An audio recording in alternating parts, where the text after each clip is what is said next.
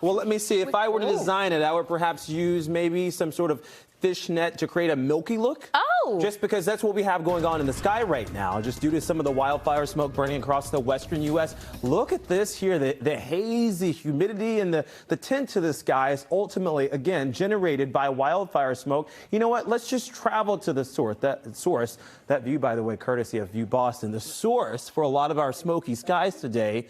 It's across the western U.S. and even the Canadian Rockies, too.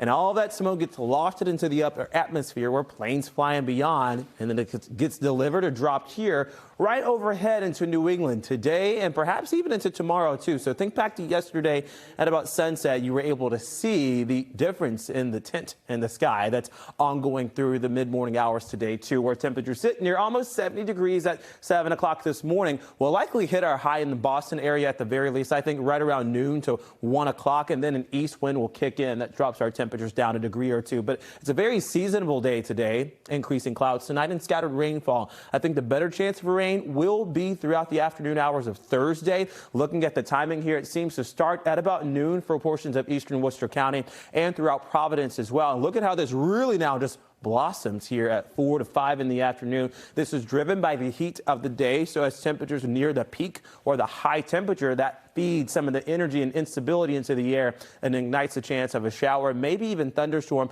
potentially, by the way, some hailstones. Now, I don't think this is a huge hailstorm, hailstones. Inch, perhaps far less than that. We're talking about a pea, a penny or size and quarter. Ultimately, most of that activity dies out at about midnight tonight. What has not died off just yet is Tropical Storm Ernesto with winds at 70 miles an hour. We think we have a long way to go with this storm as it's already impacting Puerto Rico, bringing 4 to 6 inches of rainfall there, nearing Bermuda sometimes Friday morning as a major hurricane, and then the storm nears the northeast coast and the mid-Atlantic.